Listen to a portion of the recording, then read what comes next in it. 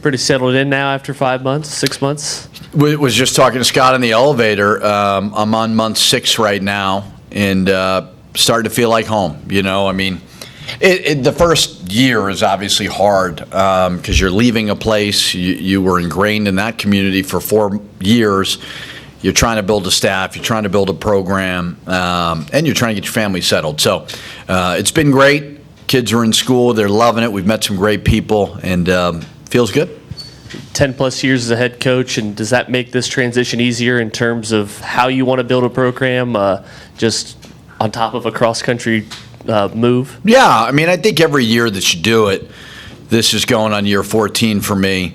When you first start out, you try to justify why experience doesn't matter because you're a young head coach, but it does.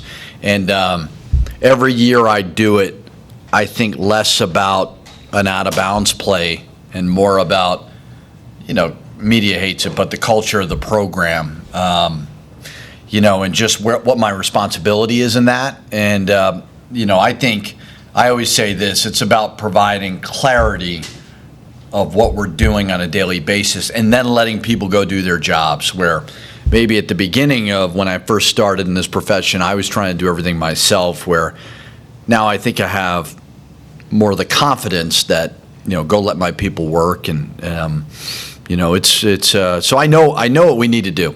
It's going to take some time, but I certainly know what we need to do. What's been the biggest challenge of bringing an entirely new roster together?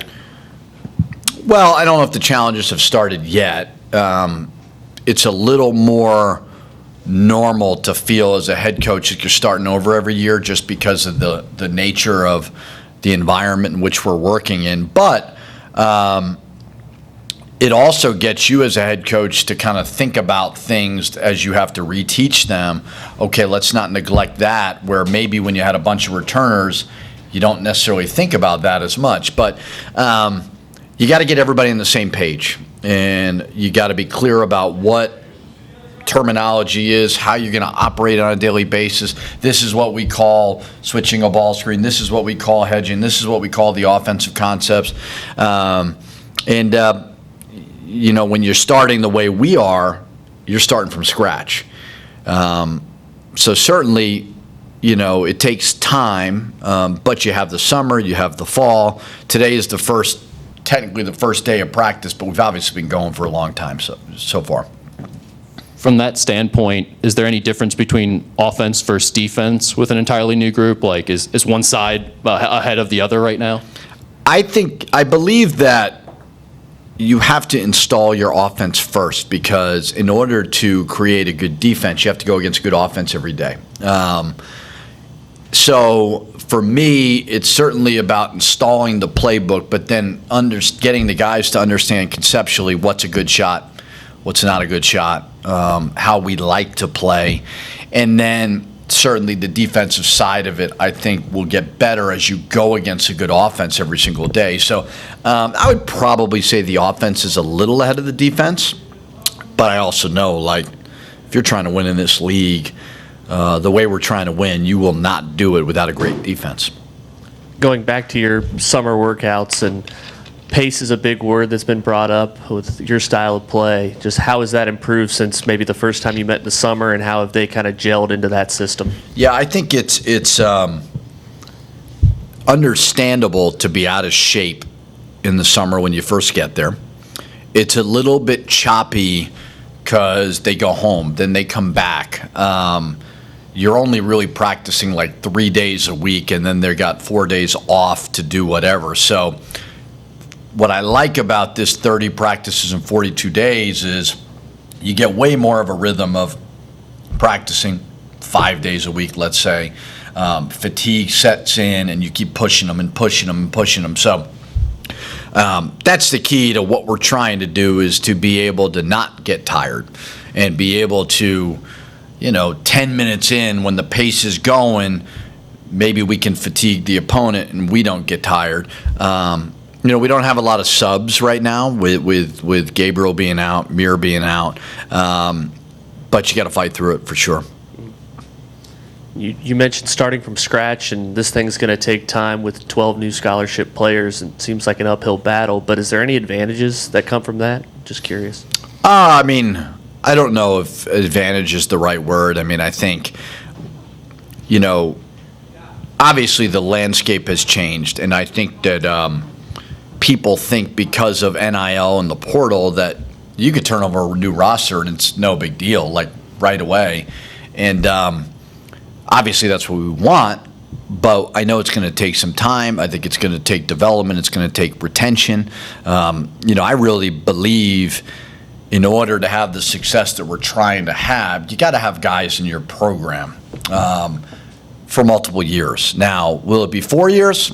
I don't know. I don't know. But what I do know is the older we can get, guys that know what it takes to win at Xavier in the locker room is huge. So I don't know if it's an advantage. I would say it's not an advantage to start from scratch because you're looking at, I always look at our league, and I know what St. John's has back. Creighton has back, UConn has back, Georgetown, some of these teams who've retained some guys, and that's obviously very, very valuable. Has your patience evolved as a coach, looking back to where maybe that started and how that might play into this challenge here? Yeah, I would say, again, it's a confidence level in myself. I think when I got the Minnesota job at 30 years old, I had been a head coach for 1 year. Right. And we had success at FIU. I didn't have that stamp of like going to an Elite Eight with a mid-major program. Like we had a really good year, but then I didn't have the body of work to sell in recruiting. Now it's become way more transactional what you're selling. But I'm secure in my beliefs more so now than I ever was at the start of my career because I was trying to prove myself. I'm not trying to prove myself anymore. Now, like I'm trying to win at a high level, but like I know what it takes to win. And I'm not worried about proving myself to fit in or whatever. Like I think early in my career, I was certainly trying to do that.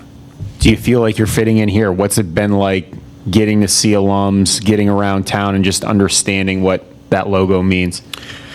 Yeah, I mean, I understand the responsibility for sure.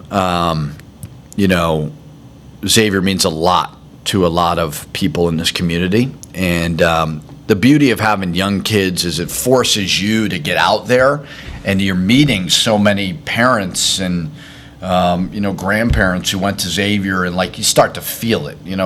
It happens organically.